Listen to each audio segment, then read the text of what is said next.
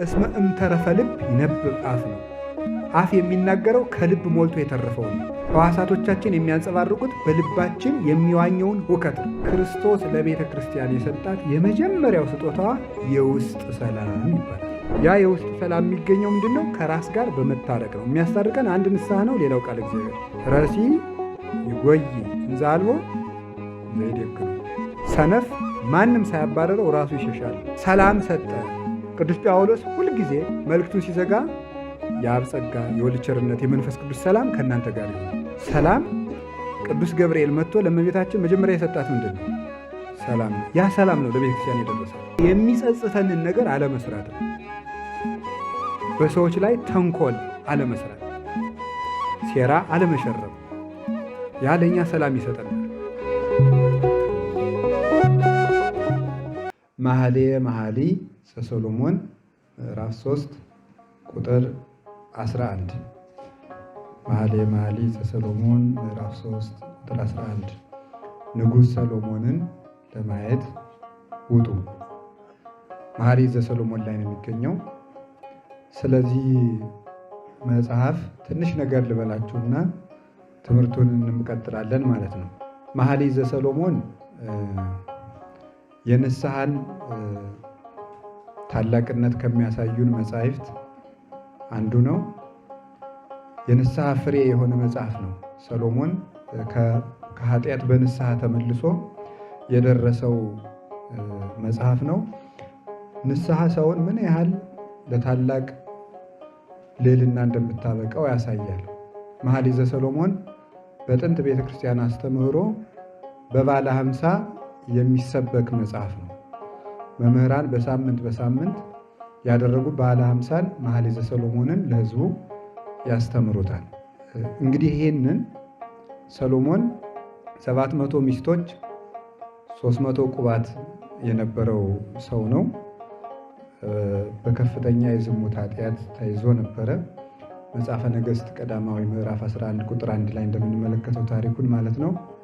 ከዚያ በተጨማሪ ደግሞ እነዚህን ሴቶች ተከትሎ ለ2 ዓመት ያክል በጣዖት ቤት እየሰገደ ቆይቶ እግዚአብሔርንም አስከፍቷል።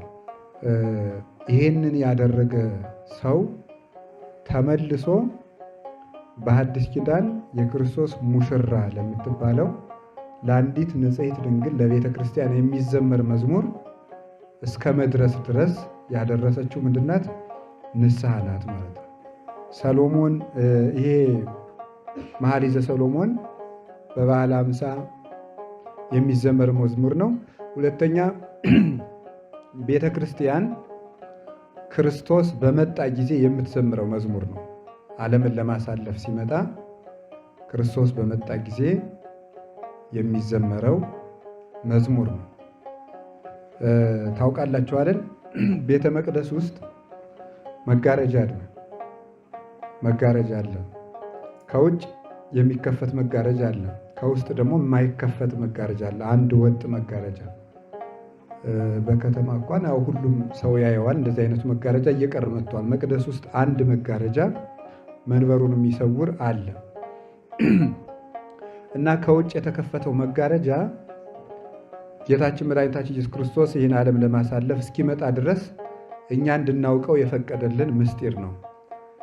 ከዚያ መጋረጃው ውስጥ ያለው ግን መንግሥተ ሰማያት ስንመጣ ክርስቶስ ከመጣ በኋላ መንግሥተ ሰማያት ውስጥ ስንገባ የሚገለጥልን ደገኛው ምስጢር የሚባለው ነው እና ያን ጊዜ ነው አብአኒ ንጉሥ ውስተ ጽርሑ፣ ንጉሥ ወደ አዳራሹ አስገባኝ ብላ ነፍሳችን የምትዘምረው ያን ጊዜ ነው ይባላል።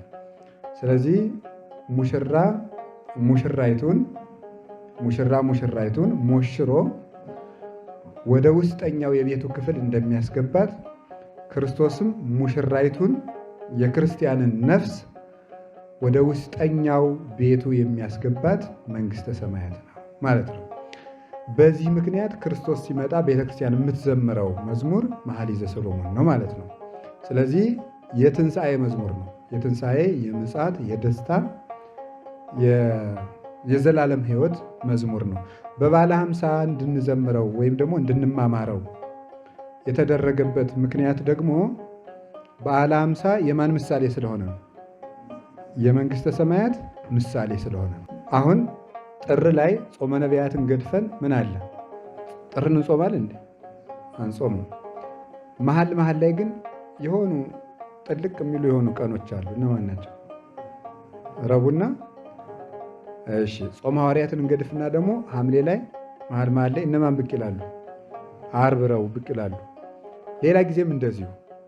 በዓለ ሃምሳ ግን ዓርብ፣ ረቡዕ አለ የለም? አለ የለም። እና እነዚያ መሀል ላይ ጾም ብቅ ጠብ የሚልባቸው በዚህ ዓለም የሚፈራረቀው ሐዘንና ደስታን የሚወክል ነው። ሐዘንና ደስታ፣ ሐዘን ባለበት ተከትሎት ደስታ፣ ደስታን ተከትሎ ሐዘን በዚህ ዓለም የማይቀር ነገር ነው። መገናኘትን ተከትሎ ደስታ ይኖራል። መለያየትን ተከትሎ ደግሞ ምን ይላል? ሐዘን። ለምሳሌ የተነፋፈቁ ጓደኛሞች፣ ሁለት ወንድማማቾች ተነፋፍቀው ተገናኝተን እንጫወት ይላሉ። ሳምንት ተጫውተው ሲለያዩ ምን ይመጣል? ሐዘን፣ መለያየቱ። ያ ጨዋታ ራሱ ሐዘን ያመጣል። አይ ትዝ እያለው ማለት ነው። እና በዚህ ዓለም ድግስ ደግሰን ዘመድ ጠርተን ብናወጋ ሲጨረስ ምን ይመጣል? አሁን ሳሌ አሁን ትንሣኤ ነው። ሙክት አርደን ዘመድ ጠርተን ብንጫወት ሲሄዱ ምን ይመጣል? ቤቱ የተወረረ ቤት ይመስላል፣ ሐዘን ይሆናል። ስለዚህ በዚህ ዓለም ደስታና ሐዘን ይፈራረቃል። በዓለ ሃምሳ ላይ ግን ረቡዕና ዓርብ መሀል ላይ ጣልቃ የማይገቡበት ምክንያት መንግሥተ ሰማያት ውስጥ ሐዘን የማይፈራረቀው ደስታ ነው ያለን ማለት ነው። ሐዘን የማይፈራረቅበት፣ ዛሬ ተደስተ ነገ የማታዝንበት ሙሉ ሕይወት ነው ያለው። ሙሉ ሕይወት ነው እና ሕይወቱ የዘላለም ሕይወት የተባለው ለዚህ ነው። የዘላለም ሕይወት ማለት የማያልቅ ሕይወት ማለት የማያልቅ ሕይወት፣ የማይፈጸም ሕይወት ማለት የዘላለም ሕይወት በራሱ ቃሉ ሲተረጎም የማያልቅ ሕይወት፣ የማይፈጸም ሕይወት፣ የማይቋረጥ ሕይወት፣ ፍስሐ ዘይቱ የዳ ማለት ነው። የማይቋረጥ ደስታ፣ የማይቀር ደስታ፣ የማይነጥፍ ደስታ ያለበት እርሱ የመንግሥተ ሰማያት ኑሮ ነው እና አንዳንድ ሰው የሚመስለው 50 ቀን ስለ ጾምን 50ውን ደግሞ ምን ማለት ነው እየካሰን ነው የሚመስለን። 50 ቀን ተጾማችኋል ደግሞ 50 ቀን ብሉ ልጆቼ ብሎ ያን የጾሙን ደግሞ 50 እንድንበላ እንድንካካስ መስሎ፣ እንደዚህ አይደለም። ያኛውን እንድናስታውስ ነው እና ለዚህ ነው ሰለስቱ ምዕትን በፍትሕ መንፈሳዊ በዓል ማክበር በሆድ አይምሰልህ የሚሉት ማለት ነው። በዓል ማክበር በሆድ አይምሰልህ የሚሉት ከዚህ የተነሳ ነው እና ከዚህ የተነሳ ይሄ መኃልየ ዘሰሎሞን በጣም ውድ መጽሐፍ ነው፣ እንድትወዱ ትፈልጋለሁ። በዚያ ላይ የተገለጡ ውበቶች በሙሉ ሙሽራውና ሙሽሪት የሚባሉት መራት፣ መራዊ ተብሎ የተጠሩት አንድ 4 ትርጉሞች ነው ያሉት። እግዚአብሔርና እስራኤል ለብሉይ ኪዳን ሲሰጥ ማለት ነው። እግዚአብሔርና እስራኤል፣ ከዚያ ክርስቶስና ወይም ቃልና ትስብእት፣ ቃልና ትስብእት፣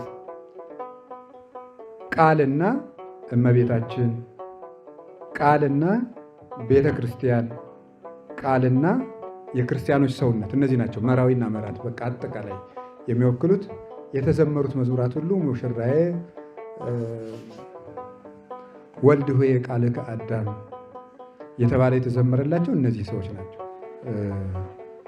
አስማኒ ቃለከ አርየኒ ገጸከ እስመ ቃልከ አዳም ወገጽከ ልሁይ የሚለው ቃልህን አሰማኝ፣ መልክህን አሳየን፣ መልክህ ያማረ ድምፅህም መልካም ነውና እየተባለ የተዘመረለት ለብሉይ ኪዳን ከ70ው ዘመን ምርኮ ውጭ የምትለኝ ከሆነ ከምርኮ ትወጫለሽ የሚለውን የነቢያትን የካህናትን ቃል አሰማኝ እየተባለ፣ በሐዲስ ኪዳን ደግሞ የክርስቶስን ትምህርት አሰማኝ፣ በምጽአት ጊዜ ደግሞ ንውሃቤ የሚለውን አሰማኝ እያዘች የምትናገረው የክርስቶስ ገጸ ላህዩ፣ ላህየ ታምራቱ፣ ላህየ ትምህርቱ፣ ላህየ ጌትነቱና ሰውነቱ ውብ ስለሆነ ክርስቶስ ያንን የሚገልጥ ነው ማለት ነው። የክርስቶስ ውበት በደንብ ነው የተገለጠ እዚያ ላይ ማለት ነው። ይሄንን መጽሐፍ ሰው ሲያነብ እንግዲህ አጠቃላይ የተገለጡት ነገሮች በሙሉ የቤተ ክርስቲያን ውበት እንደሆነ ማወቅ አለበት ማለት ነው። መኃልየ ዘሰሎሞን የተባለው የቤተ ክርስቲያን ውበት ለምሳሌ ጥርሶችሽ በገለዓድ ተራራ እንደተሰማሩ እንደምናቸው ይላል። አስናንኪ ከመ አባግዕ እለ ተቀርጻ በውስተ ገለዓድ፣ እንደተቀረጹ እንደተሸለቱ በጎች ናቸው። ማን ናቸው እነዚህ? ካህናት ናቸው። ነጭነታቸው የካህናትን ምንን ያመለክታል? ንጽህናቸውን ነው። ጥርስ ምን ያደርጋል? ጥርስ ምን ያደርጋል? እናቶች አታውቁትም?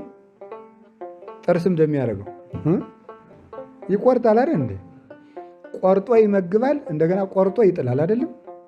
ስለዚህ ካህናት ምዕመናን ይመግባሉ፣ እነዚያን መናፍቃንም ምን ያደርጋሉ? በክህነት ሰይፍ እያወገዙ ይጥላሉ። ስለዚህ ቅዱስ ጳውሎስ ምን አለ? የሚያውኳችሁ ይቆረጡ ስላለ የሚቆርጡ ናቸው እነዚህ። እሺ አይን የተባሉ እነማን ይመስላችኋል?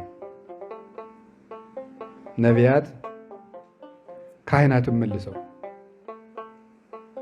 ሰው በአይኑ ያያል፣ በአይኑ እያየ ቤቱን ይጠብቃል። ክርስቶስ በካህናት ቤተክርስቲያንን ይጠብቃል። ከከንፈሮችሽ ማር ይንጠበጠባል ይላል። ማንን ይመስላችኋል? ይሄ ከንፈሮችሽ የምትባለው ሴቷ ማናት? እመቤታችን። ቤተክርስቲያንም ይሆናል እመቤታችን። ከንፈሮችሽ የተባሉ ደግሞ እነማን ናቸው? ነቢያት ናቸው። የእመቤታችን ነቢያት። ከከንፈሮችሽ ማር ይንጠበጠባል ማለት ያንቺ ነቢያት ከሆኑ ከነቢያት ማር አንቺ ትነገሪያለሽ ማለት ነው። ማር አንቺ ትነገሪያለሽ። ስለ አንቺ ትንቢት ከሚናገሩ ነቢያት ማር አንቺ ትነገሪያለሽ። ስለዚህ ጸቃዊ ይውህዝም ከናፍሪሃ መዓዛፏ ከመኮል እያለ ቅዱስ ያሬድ የሚወሰደው ይህንን ነው። የአንደበቷ መዓዛ እንደ እንኮይ ነው፣ ከከንፈሮቿ ማር ይፈሳል፣ የማር ወለላ ይፈሳል የሚላት እነዚህን አይቶ ነው ማለት ነው። ለቤተ ክርስቲያን ስትሰጡት ደግሞ ከነቢያት አንደበት ኦሪት ይነገራል ማለት ነው። ኦሪት ይነገራል፣ ማርን በኦሪት ስለሚመስለው። ሁለቱ ጡቶችሽ በሱፍ አበባ መካከል እንደተሰማሩ እንደ ሚዳቆ ግልገሎች ናቸው ይላል። ክልኤ አጥባትኪ ከመ ክልኤ ጉለመንታ ዘወይጠል ብሎ ይናገራል። ምነም እንደዚህ ምናቸው? ቤተክርስቲያን ነው እንደሚላት ሁለቱ ጡቶችሽ የሚላት ብሉይ ኪዳንና ምንድን ነው ሐዲስ ኪዳን ናቸው። ሁለቱ ጡቶችሽ የሚላት አንድ እናት ልጅ ወልዳ ልጁ አንዱን ጡቷን ብቻ ቢጠባ ምን ይፈጠራል? ይታመማል፣ በሽተኛ ነው የሚሆነው። እናቲቱ ትታመማለች። አይገርማችሁም? ይሄኛውን ብቻ ቀኝ ጡቷን ቢጠባት ግራ ጡቷ ምን ይሆናል? ትታመማለች። ብሉይ ኪዳንን ብቻ የሚቀበል ሰው ቢኖር ሐዲስ ኪዳንን አላምንም ቢል ይሄ ሰው ለእናቱ በሽታ ነው ብያቸዋለሁ። እናቱ ማናት? ለቤተ ክርስቲያን ህመሟ ነው ማለት። ሐዲስ ኪዳንን አምናለሁ ብሎ ብሉይ ኪዳንን አልቀበልም የሚል ሰው ይሄ ሰው ለቤተ ክርስቲያን ምንድን ነው? ህመም ነው ማለት። ርቱ ሃይማኖት ለዚህ ነው። በአንድ ጡት ያደገ ልጅ አይተህ ታውቃለህ ወይ? በአንድ ክንፍ የሚበር ንስርስ አይተህ ታውቃለህ ወይ? አንድ ክንፉን ከመታው ንስሩ ረጅም ርቀት ሊሄድ አይችልም። አንዱን ብሉይ ኪዳን ወይም አዲስ ኪዳን ብቻ ተቀብሎ ሌላውን የማይቀበል ሰው ካሰበው ከመንግስተ ሰማያት አይደርስም። ክርስቶስ እንግዲህ አብይ ንስር ነው አይደል? ታላቅ ንስር ነው። እኛ ደግሞ የንስር ምኖች ነን። አቤት ገላግልት ነን አይደል እንዴ? ሀባሃሎ ገደላ ህየ ይትጋበው አንስርት ብሏል። ስጋ ባለበት ምን ይሰበሰባል ነው ያለ? አሞራ ወይም ንስሮች ይሰበሰባሉ ብሏል። የማቴዎስ ወንጌል ምዕራፍ 25 ላይ አሞራ ያለን ማንን ነው? እኛን ነው። ስጋ ያለው ማንን ነው? ራሱን ነው። ስጋ ባለበት አሞራዎች ይሰበሰባሉ ማለት ለእናንተ ብዬ ስጋ የለበስኩ እኔ ባለውበት ራሳችሁን የባለውበት እናንተ ተሰብስባችሁ ትኖራላችሁ። ዮሐንስ ወንጌል ምዕራፍ 14 ላይም እመጽእ ካይበ ወነሳክሙ ከመ ተሐልው አንትሙሂ ሀበ ሀሎኩ አነ፣ ዳግመኛ እመጣለሁ እናንተም እኔ ባለሁበት ትኖሩ ዘንድ መልሼ እመጣለሁ እወስዳችኋለሁ ብሏል። ሀበ ሀሎ ርእስ ህየ ይሄሉ አባል፣ ራስ ባለበት ማን ይኖራል? ሕዋሳት ተከትለው አብረው ይኖራሉ ማለት ነው። ስለዚህ አንድ ጥያቄ ልጠይቃችሁ። አንዲት ሴት 10 ልጆች ብትወልድ 10 ልጆቿን ለማሳደግ 10 ጡቶች ታወጣለች? ንገሩኝ እንጂ እንዴት አጋ የምታሳድገው ታዲያ? ንገሩኝ እንጂ በእነዚያ 2 ጡቶቿ የምታሳድገው እስከምትሞት ድረስ ብትወልድ እስከምትወልድ ድረስ በየትኛው ነው የምታሳድገው? በእነዚያው የመጀመሪያው ልጅ ያሳደገችበት። ቤተ ክርስቲያን እስከ ምጽአት ድረስ የምትሰብከው ትምህርቷ የመጀመሪያዎቹ ልጆቿን ነቢያትና ሐዋርያትን ምን ያደረገችበት ነው? ያሳደገችው ትምህርቷ ነው ማለት ሳይለወጥ። ስለዚህ የቤተ ክርስቲያንን ጡቶች ብሉይ ኪዳንና ሐዲስ ኪዳን የጠባ ልጅ በእርግጥ ያድጋል ማለት ነው። በደንብ እኔ እንኳን በእኔ ዕድሜ እንኳን የማውቃቸው ሰዎች ብዙ ራስ ህመም የማይበረታባቸው ሰዎች በልጅነታቸው ቶሎ እንጀራ ያልበሉ ልጆች ናቸው። ወይም ብዙ ቀን ምን ያደረጉ ናቸው? ጡት የጠቡ እስከ 5 ዓመት ድረስ ምን ይላል ሲባል ጨው ይላል እያሉ የሚጠቡት ሁሉ ትልቁ ነው ሁሉ። እናታቸው ውሃ ቀርታ ስትመጣ አስጎንብሰው የሚጠቡ ገና እንስራውን እስከምታወርደው አላቆይ ብለው ማለት ነው። እንደዚህ ያሉ ልጆች በኋላ ጠንካራ ነው የሚሆኑት። ያኛው ግን ዝም ብሎ ራሱ ሁሉ ቀለል ያለ ነው፣ በቀላሉ ነው የሚያምነው። በቤተ ክርስቲያንን ጡት በሚገባ ያልተመገበ ሰው እሱ ለራሱም ህመምተኛ ልጅ ነው የሚሆነው፣ ቶሎ የሚፈርስ። ይሄ ሽሮ ፈሰስ አስፓልት የሚባል አለ፣ ታውቃላችሁ? አታውቁም? ጠንካራ አስፓልት አለ በደንብ የሚሰራ፣ ያው እኛ እንደ ደረጃችን ነው የሚሰሩልን። ኢትዮጵያ ውስጥ ሲጀመር ቀለል ያለው አስፓልት ነው የሚሰራ። ከኢትዮጵያም ደግሞ ቀለል ያለው ደግሞ ጭራሽ የባሰው የገጠር አለ። በቃ ሽሮ ፈሰስ የሚባል ወጥ አለ በዚህ በምግብ ቤት የሚሸጥ እና ዝም ብለው በቃ ኬሚካሏን ፈሰስ ብለው ፔትሮሌም ነው ምንድነው የሚያፈሱት ነገር፣ እሱም በቃ ፈሰስ አድርገውበት ይሄዳሉ። በአመቱ ምን ይሆናል? ይፈርጣል። በቃ እዚህ ጋር ይፈርጣል፣ እዚህ ጋር ይፈርጣል፣ እዚያ ላይ ይላጣል። አያስኬድም። ይበስ ደናን የምንሄድበትን መንገድ ገደል ያደርጉብናል። ቀባብተው ማለት እና ትምህርትንም ቀባብቶ የተወው ሰው እንደዚያ ነው የሚሆነው። የገባው መስሎት ቀባብቶት የተወው ሰው ሽሮ ፈሰስ፣ ይሄ ይፈርጣል ነገር። ይሄ አያስኬድም ማለት ወደ ክርስቶስ አያደርስም፣ ራሱም አይደርስም። የሚያስተምራቸውም ሰዎች የመናፍቅ ትምህርት እንደታሰረ እግር ነው ያለው ሲራክ። ለዚህ ነው የታሰረ እግር ሩጦ የት ይደርሳል? እዚያው መርገጥ ነው። መናፍቅ የሚያስተምረው ትምህርትም ምድራዊ እንጂ ሰማያዊ አያደርግም፣ ወደ ሰማይ አያደርስም። ይህንን ነው። ከዚህ የተነሳ እንግዲህ መኃልየ ዘሰሎሞን ስትደግሙ ዓይንሽ፣ ጥርስሽ፣ ጆሮሽ፣ አፍንጫሽ ሲል እንግዲህ ትዝ የሚላችሁ ማን ነው? በሉ ንገሩኝ እንጂ። እናታችን ማናት? ቤተክርስቲያንና ማን? እመቤታችን እና ማን? ቅዱሳን። እነዚህን ነው ማስታወስ። እነዚህን ማስታወስ አንድ ሰው አደገ ይባላል። ወንድ ሲያይ ወንድ ስታይ አዳም፣ ወንድ ስታይ ክርስቶስ ትዝ የሚላት ሴት፣ ሴት ሲያይ ማርያም ትዝ የምትለው፣ ሴት ሲያይ ቤተክርስቲያን ትዝ የምትለው ሰው ይሄ ምን ይባላል? ሰው ይባላል። በትክክል ማለት ነው። ሰው የሚባለው ይሄ ነው። ሴት ሲያይ ማርያም ትዝ የምትለው ሰው፣ ሴት ሲያይ ቤተክርስቲያን ትዝ የምትለው ሰው፣ ይህ ሰው አይምሮ አደገ ይባላል። በቀጥታ ዝም ብሎ እንደዚያ ነው አላችሁ አይደል? እግዚአብሔር ከሁላችን ጋር ይሁን። የቤተክርስቲያን ውበቷ ነው። ሙሽራዬ ሙሽራዬ እየተባለ የተገለጠው ደግሞ ማን ነው? ፀጉሮቹ ድምድም ያሉ፣ አይኖቹ እንደ ርግብ ናቸው ከመምሉ ምቃለ ማይ፣ አይኖቹ እንደ ርግብ ናቸው እንደ መቻያ ውሃ አጠገብ ያለ የጠሩ አጥርቶ የሚፈርድ ክርስቶስ። እግሮቹ እንደ ዕንቁ ናቸው፣ ጉትቻ ደግሞ አለው።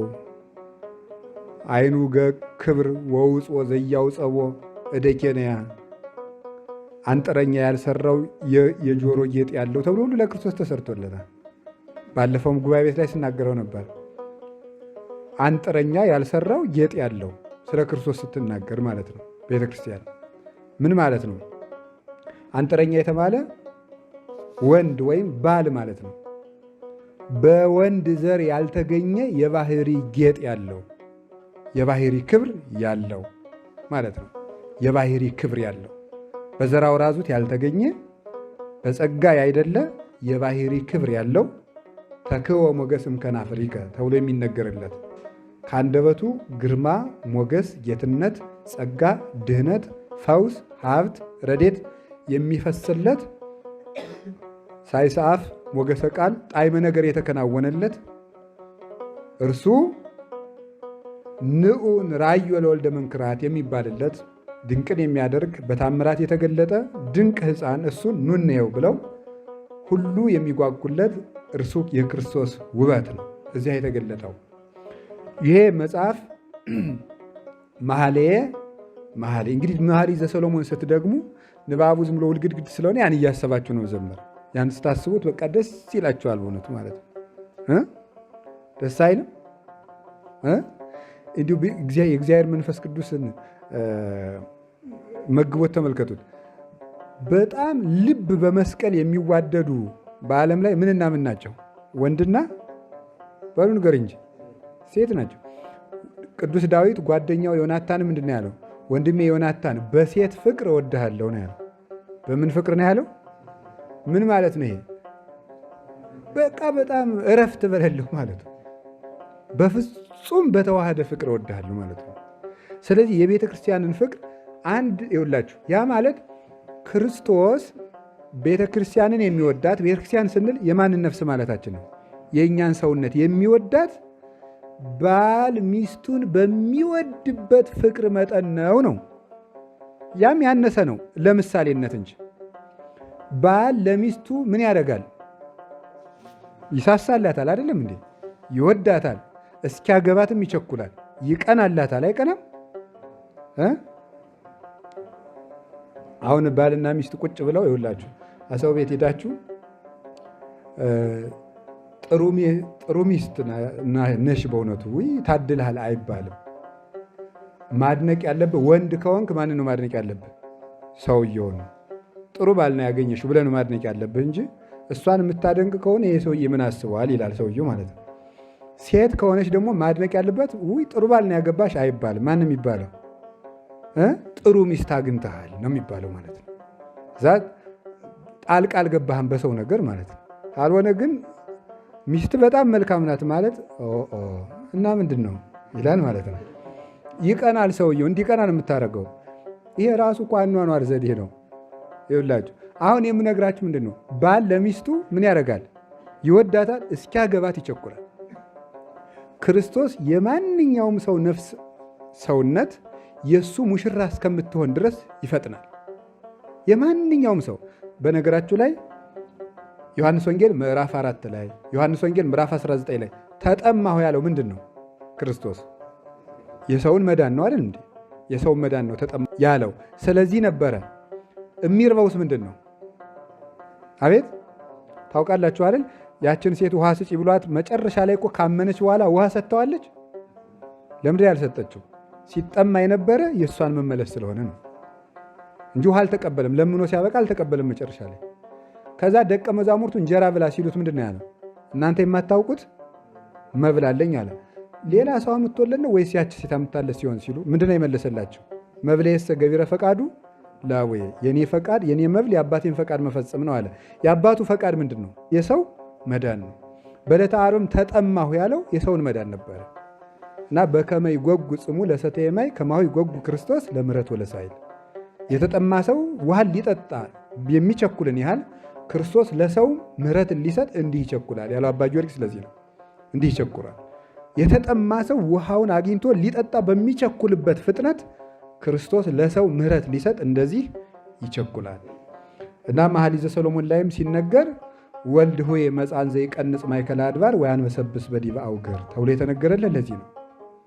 በወልድ ልጅ ወንድሜ እግዚአብሔር ክርስቶስ እኔን ልታድን ስትመጣ ምንድን ያለችው? ተመሰላ ለወይጠል ፌቆን መስለህ ና ነው ያለችው። ፌቆ ፈጣን እንደሆነ እኔን ለማዳን ፈጥነህ ና ማለት ነው። በተራሮች በኮረብቶች እየዘለለ መጣ። እንደ ፌቆ የተባለለት ተራሮች አበይት ነቢያት ናቸው፣ ኮረብቶች ደቂቅ ነቢያት ናቸው።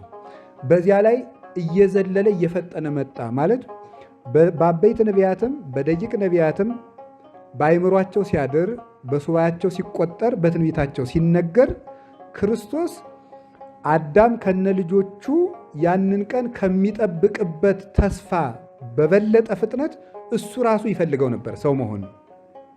ለምን? ለሰው ምሕረት ሊሰጥ እንዲያ ይቸኩላልና ማለት ነው። ሌላው ቀርቶ ከምሽት 3 ሰዓት እስከ ዓርብ 6 ሰዓት ድረስ ባሉት ጊዜያት በጲላጦስ ታስሮ ሲመረመር መልስ ያልመለሰበት ዋናው ምክንያት ምንድን ነው ተብሎ ሲጠየቅ ቢሟገት ይረታቸዋል፣ ከረታቸው ሳይፈረድበት ይቀራል፣ ካልተፈረደበት የሰው ምሕረት ይዘገያል አይሰቀልምና እና እንዲህ አድርጎ እሱ ሰውን ለማዳን ይቸኩላል። የእኛ ምሕረት ደስታው ነው እላችኋለሁ። ሰው ሲድንለት እንዴት ደስ እንደሚለው ለእግዚአብሔር 1 ሚሊየን ሰው 1 ሚሊየን ምንድን ነው ደግሞ 1 ቢሊየን መቶም አድርጉት ኳትሪሊየን፣ ሌላ ትሪሊየን ኳትሪሊየን አምጡ። ያን የሚያህል ብር አምጥታችሁ ከምትሰጡት አንድ ሰው ከስህተት መልሳችሁ ስጡት። በጣም ነው ደስ የሚለው። በቃ እሱ ደሙ እንደከፈለለት ለዚያ ሰው ነው። ባል ለሚስቱ ምን ይላል ነው ያልኳችሁ? ይቀናል አላልኳችሁም? ክርስቶስ ለእኛ ይቀናል። በጣም የሚገርመው አንድ ወንድ በአንድ ሴት የሚቀናው በሚስቱ የሚቀናው ምን ስለሆነ ነው? ለምንድነው የሚቀናው? ሀ ስለሚጠላት፣ ለ ስለሚወዳት። ለምንድነው የሚቀናባት? ስለሚወዳት አይደል? ክርስቶስ በዚያ መጠን ለእኛ ይቀናል። እንዲህ ግርም ነው የሚያደርገኝ። በዚያ መጠን ነው ለእኛ የሚቀናው እና ቅዱስ ኤፍሬም ቅዱስ ጳውሎስ እኮ የአንተ ሐዋርያ ቅዱስ ጳውሎስ እንደ ንጹሕ ድንግል ለአንድ ሙሽራ አጫችኋለሁ ያም ክርስቶስ ነው ብሎ ነበር። ፈሐርኩክሙ ለአሐዱ ምዕት ዘውቱ ክርስቶስ ብሎ ነበር እኮ። ታዲያ እኔን ዲያብሎስ የኃጢአት ውሽማ ሲያደርገኝ ዝም ብለህ ታያለህን? ይላል። ክርስቶስ ወይ በእኔ ላይ ቅና ብሎ ይናገራል። ለመቅደስህ የፈተልከውን ጅራፍ በእኔ ላይ ለተሰማሩ አጋንንትን ፍተልባቸው ብሎ ይናገራል። እንዲህ እንዲሆን በዚህ መጠን እግዚአብሔር እኛ የእሱ ሙሽራዎች እንድንሆን ይፈልጋል። ባልና ሚስት ልጅ ይወልዳሉ። ልጅ የሚወልዱት በመኝታ ተገናኝተው ነው። ክርስቶስና የሰው ነፍስ የሚገናኙበት አንድነት ወይም ሩካቤ ምን ይመስላችኋል? ወሩካቤ ሆሙኒ ሰሚዐ ወንጌል ቅዱስ ይላል አባ ጊዮርጊስ ሲናገር። ባልና ሚስት ልጅ ለመውለድ በመኝታ መገናኘት እንደሚጠበቅባቸው ክርስቶስና የሰው ነፍስ የሚገናኙባት ማህፀን ወንጌል ነው፣ ቃለ እግዚአብሔር መስማት ነው ይላል። ከዛ ሴቲቱ ከወንዱ ዘር ተቀብላ ምን ታደርጋለች? ትጽንሳለች። እኛ ደግሞ ቃለ እግዚአብሔርን ከመምህራን እንሰማና ምን እናደርጋለን? አንጸንስም? እንጸንሳለን። ጸነስነ ሐመምነ ወለድነ ያለው ኢሳይያስ ይሄንን ጸነስ ምጥ ያዘን ወለድናል። ትንቢተ ኢሳይያስ ምዕራፍ 26 ላይ ጸነስን ያለው ቃለ እግዚአብሔርን ሰምቶ መያዝ፣ ማሰብ፣ ማሰላሰል ነው። ሐመምነ ማለት ያንን ቃለ እግዚአብሔር ለመተግበር የሚደርስብን ፈተና ነው። ወለድነ ማለት ለሌላው ማስተማር፣ በተግባር ሰው መተካት ነው። መክረን እኛን የሚመስል ሰው ማውጣት። ይህ ግን በምጥ የሚደረግ ነው። ምጥ አልባ ልጅ አይገኝም። ሳይፈተኑም ቃለ እግዚአብሔርን መያዝም ማስያዝም አይቻልም። ተፈትነው የሚይዙ። ስለዚህ እኛ ድንግል ማርያምን ከምንመስልባቸው ነገሮች አንዱ ይሄ ነው። ድንግል ማርያም ቃልን ሰምታ ጸነሰችው። እኛም ደግሞ ቃልን ሰምተን ትምህርቱን ሰምተን ምናደርገዋለን? እንጸንሳለን ማለት። ከዚህ የተነሳ ነው ከሳድኪ ከማርማስቆስ ተብሎ የተነገረልን። አንገትሽ እንደምንድን ነው ያለው ለቤተክርስቲያን ሲናገር? በሉ እንጂ አርማስቆስ ምን ይመስላችኋል? አርማስቆስ አንድ የብር ገንቦ ማለት ነው። የብር ዘንግ ማለትም ይሆናል። በሁለቱም ይተረጎማል። የብር ገንቦ ወይም የወርቅ ገንቦ አርማስቆስ ምን የሚጠመቅበት ይመስላችኋል? ጠጅ፣ ሌላስ? ማር፣ በቃ ይሄን የመሰለው። በአጭሩ ግን የምትዙት የተራ ሰው መጠጥ አይጠመቅበትም። የሚቀዳበት የንጉሥ መጠጥ ነው። የንጉሥ መጠጥ ነው። እንደዚሁም ሁሉ ክሳድኪ ማለት ክሳደ ልቡናሽ ምእመን፣ ክሳደ ልቡናሽ፣ ክሳደ ልቡና ማለት ክሳድ ማለት አንገት ነው። ክሳደ ልቡናሽ ማለት የልቡናሽ አንገት ማለት ነው፣ ወይም ልብሽ ማለት ነው። እንደ ወርቅ ገንቦ ነው ማለት በወርቅ ገንቦ ንጉሱ የሚጠጣው እንጂ ያተላ ያለበት ያልተጠለለው ምናምን የተስረከረከው ለተራ ሰው የሚቀዳው በዚያ አይደረግም። ያለዚያ ስልቻ ምናምን አለ እዚያ የሚደረገው የንጉስ መጠጥ ብቻ እንዲዘነብበት ምእመን ያንቺ ክሳደ ልቡናሽም የሚቀዳበት የክርስቶስ ቃል ብቻ ነው ማለት ነው። ያንንም ይቀዳበት። ስለዚህ ምን አለ መልሶ ምን ነው አራይራይ ክኒ እህቴ መራት ባህቲ ንብረተ ክሳድኪ፣ እህቴ ሙሽራዬ በአንዲቱ የአንገትሽ አቀማመጥ ልቤን መለሽዋል። እንደዚህ ባህቲ ንብረተ ክሳድኪ ማለት እንደዚህ ብሎ ማለት ወይም እንደዚህ እንዳሉ በነገራችሁ ላይ በዚያውም አንድ ስራ ስላስተምራችሁ መንገድ ሲኬድ አይባልም። በተለይ መነኩሴ በጣም ነው። የመነኮሳት አንዱ ምልክታቸው አረማመዳቸው ነው። አረማመዳቸው ወደ ኋላ ዘወር አይሉ፣ ወደ ጎን ዘወር አይሉ፣ ወደዚህ ዘወር አይሉ፣ ቀጥ ብሎ ዝም ብሎ ወደፊት መሄድ ነው። ለምን ይመስላችኋል? ቀጥ ብለን ማንን የምንከተል ነው? ክርስቶስን የምንከተል። አባ ጴሜን ነው ይሄን ስርዓት የሰራው። ትልቅ ሰው ካለ ደግሞ አስቀድመው፣ አንተ ከኋላ ሆነ ያኛውን አስቀድመ እንደዚያ ብለህ ዙር ነው። እና መነኩሴ ማለት የሰከነ ሰው አይደለም ነው። እና እንደዚህ ስትሉ ምንድን ነው እንደዚህ የሚያቀበዘብዛቸው ይላል ሰው ነው። ያ እንዳይሆን አሐቲ ንብረተ ክሳድኪ ሲቀመጡም አሁን ሲቀመጡ ሰው አይኑ ቅብዝ የሚል ሰው አለ። ምን እዚህ ገበያ የለውም ሰው ነው ያለው። ምን ያጠደበም ዝም እንደዚህ ብሎ ዝም ብሎ አንገታቸው እንዳያማቸው ግን እንዲሁ ብቻ በፈሊጥ ዝም ብሎ እንዲሁ ዝም ብላችሁ እና ይሄ ምንድን ነው? በአንድ ሕግ ጸንቶ የመኖር ነው። በኢታምልክ ጸንተሽ በመኖርሽ ልቤን ወደ ርኅራኄ መለሽው እያላት ነው እስራኤልን ስላል በኢታምልክ ሌላ አምላክ አታምልክ በሚለው አሐቲ ንብረተ ክሳድ ማለት በአንዲት ሃይማኖት የመጽናት ምልክት ነው። እንዲህ አድርጎ ነው እንግዲህ የገለጣት ማለት ነው። ይሄ ሁሉ የቤተክርስቲያን ውበት ነው። ለምንድን ነው ስለዚህ ጉዳይ የምነግራችሁ? ቅዱስ ያሬድም የቤተክርስቲያን ውበት ነው ዛሬ እንዲነገር ያደረገው። በዳግም ትንሣኤ የቤተክርስቲያን ውበትና የክርስቶስ ውበት ነው እንዲነገር ድጓው ላይ የሰራው የዳግሚያ ትንሣኤ ጊዜ እና ስለ መኃልየ ዘሰሎሞን ልንገራችሁ። መኃልየ ምንድን ነው በሉ እንጂ መኃልየ ማለት ምን ማለት ይመስላችኋል? ስባሄ ስባሄያት፣ ስጣዌ ስጣዌያት ማለት ነው። ስባሄ ስባሄያት ማለት የምስጋና የመዝሙር መዝሙር፣ የመልስ መልስ፣ ከመልስ የተሻለ መልስ ማለት ነው። ማንኛውም ሰው ጠይቆ መልስ ያገኛል። የሆነ ሰው ሁሉ ይነጋገራል።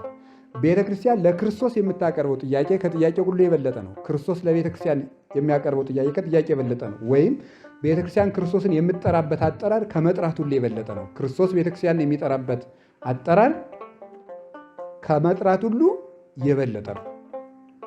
ከዚህ የተነሳ ስጣዌ ስጣዌያት ተብሎ ይነገርለታል ማለት ነው። መኃልየ ዘሰሎሞን ስጣዌ ስጣዌያት የተባለ ለምንድን ነው? በመጽሐፍ ቅዱስ የተዘመሩ ወደ 5 ወይም 6 መዝሙራት አሉ። ጠላትን ድል ተነስቶ የተዘመረ መዝሙር አለ። ውሃ ሲጠጡ የዘመሩት መዝሙር አለ። እስራኤል ኦሪት ዘኍልቍ ላይ እንደተጻፈ ምንጭ ሲፈልቅላቸው ለምንጩ ዘምረዋል። ለምንጩ ነው ምንጭ ፍለቅ እኛ ምን ዘምርልሃለን ብለው ዘምረውለታል። ፈርዖን ሲሰጥምላቸው ደግሞ ዘምረዋል። ጠላት ጠፍቶለት ቅዱስ ዳዊትም አፈቅረከ እግዚኦ በኃይሌ ብሎ ጠላት ጠፍቶለት ዘምሯል። ዲቦራ ደግሞ የድል መዝሙር መጽሐፈ መሳፍንት ምዕራፍ 5 ላይ ዘምራለች። እስራኤል በጉን በልተው አመስግነዋል። እነዚህ ሁሉ ተደምረው እነዚህን የሚበልጥ መዝሙር ነው። ሰው ችግሩ ሲፈታለት የሚዘምረው አለ፣ ሊጠይቅ የሚዘምረው መዝሙርም አለ። ይሄ ግን የደስታ ብቻ መዝሙር ነው። እስቲ አሁን ከመኃልየ ዘሰሎሞን ላይ ኃጢአቴን ይቅር በለኝ 1፣ እንጀራ ስጠኝ 2፣ ጠላቶችን ልብ ስጣቸው የሚል ቃል አለ? የለም፣ ጨርሶ የለም። ልመና የሌለው ነው። ይኸውላችሁ መንግሥተ ሰማያት ውስጥ እንደዚህ አድርግልኝ የሚል ጥያቄ አለ? የለም። አለ? የለም። የመንግሥተ ሰማያት መዝሙር ነው የተባለም ስለዚህ ነው። እና ከመዝሙር የሚበልጥበት መዝሙር ከነገር ሁሉ ወይም ከድርጊት ሁሉ የእግዚአብሔር ሰው መሆን ከነገር የበለጠ ነው። ስለዚህ ስለ ሥጋው የተዘመረ መዝሙር ስለሆነ ቀጥታ ይበልጣል። እንደገና ደግሞ መንግሥተ ሰማያትን ብቻ ማዕከል አድርጎ የተዘመረ ነው። መንግሥተ ሰማያቱ ስጠኝ የለም ተሰጥቶናልና፣ መለመን የለም ልመናችን ተፈጽሟል፣ ተስፋችን ሁሉ አልቋል። ከዚህ የተነሳ ይህን አድርግልኝ የሚል የለውም። ወይም ስረይ ሊተ ኃጢአቴ ወይም እግዚኦ ተሳሃለኒ ወይም እንደዚህ የለውም። ከዚህ የተነሳ መኃልየ ድንቅ መዝሙር ነው። እንዲያውም ከመጽሐፈ ኪዳን ጋር ሁሉ አብሮ ተጨምሮ እንዲጸለይ ስርዓት ተሰርቷል። 3ቱን ኪዳን 2ቱን ፍልስጤ፣ 3ቱን ኪዳን 2ቱን ፍልስጤ፣ 3ቱን ኪዳን 1ዱን ፍልስጤ። ፍልስጤ ማለት መኃልየ ዘሰሎሞን ነው። እንዲህ አድርጎ 3ቱን ኪዳን ሌሊት 3 ኪዳን ቅዱስ ብሎ 3 ኪዳን አድርሶ 2 መኃልየ ዘሰሎሞን አብሮ ቄሱ እንዲያደርስ ታዟል። ማለዳ ደግሞ ከዘርቀጠ ፀሐይ በኋላ 3 ኪዳን አድርሶ 2 መኃልየ ዘሰሎሞን ይዘምራል። አንዷን መኃልይ ደግሞ ማታ ግናያቱን ይጨምርና 3ቱን የሰርክ ኪዳን አድርሶ አብሮ ይጸልይላቸዋል። እና ትልቅ መዝሙር ነው። እግዚአብሔር ምናልባት አቅም አክቶን ላንጨርሰው እንችላለን እንጂ ምዕራፍ 1 ጀምረን 100ን በዓለ ሃምሳን እንማረዋለን ብዬ አስቤ ነበር። ግን መሀል ላይ ደግሞ ከምናቋርጥ ዝም ብለን እንዲሁ ዛሬ ጠቅላላውን ዝም ብለን ከጫፍ እስከ ጫፍ ዝም ብለን ወዲያ ብለን ብንዳስሰው ይሻላል ብዬ ነው። አላችሁ እንዴ? እግዚአብሔር ከሁላችን ጋር ይሁን። ከዚህ በተጨማሪ ስለ ሶሎሞን ነግራችኋለሁ። ርዕሱ ምንድን ነው? ንጉሥ ሰሎሞንን ለማየት ውጡ። እሺ፣ ንጉሥ ሰሎሞንን ለማየት ውጡ የሚለው ምንድን ነው? እሱን ነው ልነግራችሁ የፈለግኩት። ምዕራፍ 3 ቁጥር 11 ነው። ከላይ ከፍ ብሎ እንዲህ የሚል ነገር አለ። መጾረ ገብረ ለርሱ ንጉሥ ሰሎሞን እምፀው ሊባኖስ። ሰሎሞን ከሊባኖስ እንጨቶች ሱፋን ሰራ። አይማዲሁ ገብረ ዘብሩር፣ ምሰሶዎችን የብር አደረጋቸው። ምስማኩ ዘወርቅ፣ መደገፊያውን ደግሞ የወርቅ አደረገው። ውስጡ ንጡፍ በእብነ ሰምፔር፣ በውስጡ ላይ ደግሞ ሰምፔር የሚባል ዕንቁ አንጥፎበታል ይልና ጸአት ራያ ዋልደ ጽዮን ለንጉሥ ሰሎሞን በአክሊል ዛስተቀጸለቶ እሙ አመለተ ስቅለቱ አመለተ ሕማሙ አመለተ ሞቱ አመለተ መራሁ አመለተ ፍስሐ ልቡ ይላል። እናንተ የጽዮን ቆነጃጅት ሆይ ሰሎሞንን ዘውድ ደፍቶ ታዩት ዘንድ ውጡ። በሕማሙ ቀን፣ በሞቱ ቀን፣ በልቡ ደስታ ቀን ሰሎሞንን ዘውድ ደፍቶ ታዩት ዘንድ ውጡ ይላል። ይሄ ሰሎሞን እንግዲህ አሁን እናመሳስለዋለን። ሰሎሞን የተባለ ባጭሩ ክርስቶስ ነው። ሰሎሞን ክርስቶስ ነው። ሰሎሞን ክርስቶስ ነው። ምንድነው የሚያመሳስላቸው? ሰሎሞን የዳዊት ልጅ ነው። ክርስቶስ የዳዊት ልጅ ነው። መጽሐፈ ልደቱ ለእግዚእነ ኢየሱስ ክርስቶስ ወልደ ዳዊት ወልደ አብርሃም። የዳዊት ልጅ የአብርሃም ልጅ የኢየሱስ ክርስቶስ የልደት መጽሐፍ ይህ ነው። ተሳለን እግዚኦ ወልደ ዳዊት፣ የዳዊት ልጅ ሆይ ይቅር በለን እንዲል ማለት ነው። ስለዚህ የዳዊት ልጅ ነው። ሰሎሞን ዳዊት ከእግዚአብሔር ጋር በታረቀበት ወራት የተወለደ ነው። ክርስቶስን ሰውን እና እግዚአብሔርን ያስታረቀ ሊቀ ካህናት ነው። ሰሎሞን ማለት ሰላማዊ ማለት ነው። ክርስቶስም የሰላም አለቃ ነው። ሰላሜ ያህድግ ለክሙ ወሰላም አቡየ ይሁበክሙ አኮ ዘከመ ይሁብ ዓለም ዘሁበክሙ። ሰላሜን እተውላችኋለሁ፣ የአባቴንም ሰላም እሰጣችኋለሁ። እኔ የምሰጣችሁ ሰላም ዓለም እንደሚሰጠው ሰላም ያለ አይደለም ብሏል። ሰሎሞን በነገሰበት ወራት በእስራኤል ሰላም እንጂ ሁከት አልነበረም። ጌታችን ኢየሱስ ክርስቶስ ሰው ከሆነ ወዲህም ቤተክርስቲያን ሰላምን አግኝታለች። የውስጥን ሰላም እንጂ የውጭን ሰላም እንዳታዩ። ቤተክርስቲያን በውጭ ሰላም የላትም ማለት በውስጥ ሰላም አታለች ማለት አይደለም። ይህን ማስተዋል ስለሚገባ፣ ስለዚህ ሰላማዊ የሰላም ሰው ጌታችን ኢየሱስ ክርስቶስ ዛሬም የትንሣኤ ዕለት በምሽት ሐዋርያት ዘግተው በተቀመጡበት ዝግ ቤት ገብቶ ሐዋርያትን መጀመሪያ የሰጣቸው ስጦታ ሰላም፣ ሰላም ለእናንተ ይሁን የሚል ነው። በስምንተኛው ቀንም በተዘጋ ቤት ገብቶ የሰጣቸው ሰላም ለእናንተ ይሁን። ሰላም ያለው ሰው እግዚአብሔር አለው። ያለ ሰላም ምንም ማድረግ አይቻልም። ሰው በዓለም ላይ 3 ጦርነቶች አሉ። ሀገር ከሀገር ጋር የሚያደርገው ጦርነት አለ። ሕዝብ ከሕዝብ ጋር የሚያደርገው ጦርነት አለ። ቀጥሎ ደግሞ ሰው ከራሱ ጋር የሚያደርገው ጦርነት አለ። ሰው ከራሱ ጋር በጣም ክፉ ጦርነት ሰው ከራሱ ጋር የሚያደርገው ነው። ቅዱስ ዮሐንስ አፈወርቅ ነው ተሰሎንቄን ሲተረጉም ይሄን የሚናገረው። ሰው ከራሱ ጋር የሚያደርገው ጦርነት ማለቂያ የሌለው ነው። ከራሱ ጋር የተጣላ ሰው ሰውንም ሰላም ይነሳል። እረፍት የለውም። ራሱ ስታዩት አይኑ እረፍት የለውም፣ ጆሮው እረፍት የለውም፣ እጁ ረፍት የለውም፣ እግሩ ረፍት የለውም፣ ይቁነጠነጣል። አሁን አሳያችሁ ነበር። ተቀምጦ ራሱ እግሩን እንዲህ ሲያረግ ጣቱን እንደዚህ እንደ ባለዛር ጠሽ ጠሽ ሲያረግ መከራውን ነው የሚያየው። ሁከት ውስጥ ያለ ሰው ማለት ነው። ምክንያቱም እስመ እምተረፈ ልብ ይነብብ አፍ ነው። አፍ የሚናገረው ከልብ ሞልቶ የተረፈው ነው። ሕዋሳቶቻችን የሚያንጸባርቁት በልባችን የሚዋኘውን ሁከት ነው። ህድአት የክርስቶስ ልጆች ምልክታቸው ነው።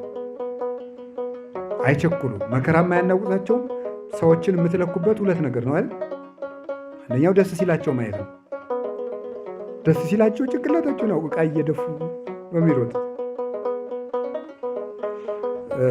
ደብረ ሞጊና የሚባል ገዳም አለ፣ በሰሜን ጎንደር ውስጥ ነው እና ቀድሞ በዚህ በጎንደር ዘመነ መንግስት ነገስታቱ እዚያ እየሄዱ እየተማሩ እንዲመጡ ይገደዱ ነበር። ልጆቻቸውን ይልኩ ነበር እና አዲያም ሰገድ ኢያሱ ልጃቸውን ደብረ ሞጊና አስተምራችሁ ስደዱልኝ ብለው ይሰጧቸዋል ለገዳሙ።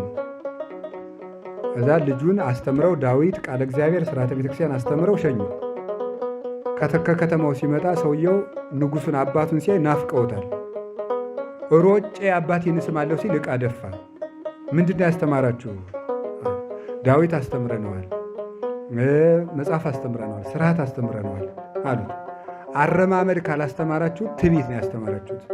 ዕቃ ደፍቷል እኔ ሊስም ሲመጣ ደስታውን ካልተቆጣጠር አልተማረም፣ መልሳችሁ አስተምሩት ብለው ወደ ገዳሙ መልሰው ሰደዱት ይባላል። ሌላ ጊዜ ደግሞ ተመልሶ ሲመጣ ደግሞ ምን አስተማራችሁት? ይሄን ንፍሮ መቀቀል ተምሯል፣ አልተማረም፣ ስንፍና ነው ያስተማራችሁት ብለው ከገዳሙ ንፍሮ መቀቀል አስተምሩት ብለው መልሶ ሰደዱት ይባላል። እና ሰው አረማመዱ፣ አነጋገሩ፣ አቀማመጡ፣ አስተያየቱ ሁሉ ሰላምን ይሰብካሉ። ሁከት የዲያብሎስ ልጆች ምልክታቸው ነው። መቅበዝበዝ፣ እረፍት ማጣት እና ከዚህ የተነሳ ክርስቶስ ለቤተ ክርስቲያን የሰጣት የመጀመሪያው ስጦታዋ የውስጥ ሰላም ይባላል። ያ የውስጥ ሰላም የሚገኘው ምንድን ነው? ከራስ ጋር በመታረቅ ነው። የሚያስታርቀን አንድ ንስሐ ነው፣ ሌላው ቃል እግዚአብሔር እና የሚጸጽተንን ነገር አለመስራት ነው። በሰዎች ላይ ተንኮል አለመስራት፣ ሴራ አለመሸረብ፣ ያ ለእኛ ሰላም ይሰጠናል። ረሲ ይጎይ እንዘ አልቦ ዘይደግሞ፣ ሰነፍ ማንም ሳያባረረው ራሱ ይሸሻል ማለት ኃጢአት ሰርቶ ተመልሶ ማን ይላል? ራሱ ይቆጣል።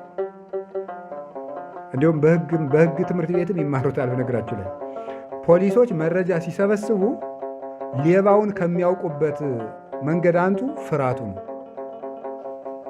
ፍርሃቱ ሲፈራ መረጃ ለመደበቅ የሚያደርገው ጥረት መረጃ እንዲያወጣ ያደርገዋል ይላሉ። እና ፍርሃት አንዱ የሌብነት መታወቂያ ነው። መቅበዝበዝ እና ድሮም እኮ እናቶቻችን ሕፃን ሆነን እንደው ከጎረቤት ዋሽተን ምናምን እንደመጣን ከገመቱ ለዚህ አድርጎ እንትናናን እስቲ አይኔን እያየህ አውራኝ ይላል። ውሸታችን ስለሚታወቅብን ማለት ነው።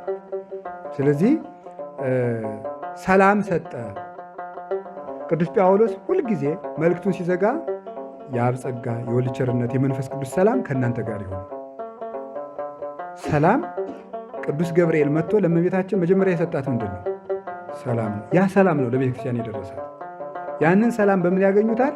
አንድ ሰዎች በንስሐ በቃለ እግዚአብሔርና በምን በአምልኮተ እግዚአብሔር ኪዳን እና ቅዳሴ ላይ መሀል ላይ ምንድን ነው የሚባለው?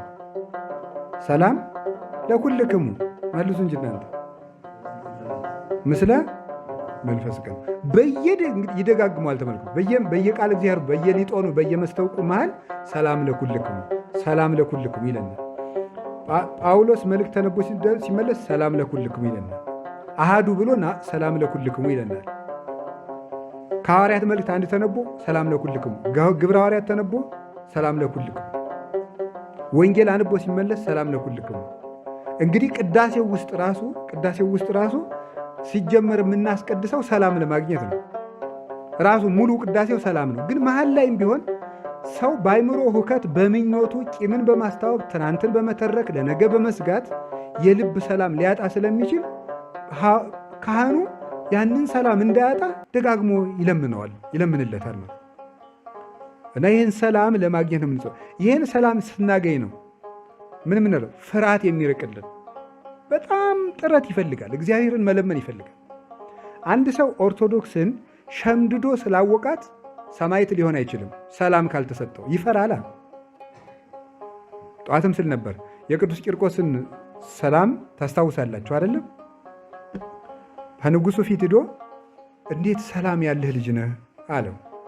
አዎ ለእኔ ሰላም ይገባኛል፣ ለአንተ ግን ሰላም አይገባህም። ለምን? ለዝንጎች ሰላም የላቸውም ይላል ነው ያለው። ይህን ሰላም ሲያዩ ምንም ነገር አያስደነግጣቸውም። ይችን ሰላም ለማግኘት እግዚአብሔርን ስጠኝ ስጠኝ ማለት ይገባል። ስለዚህ ሰሎሞን የእስራኤል ሰላም ነው።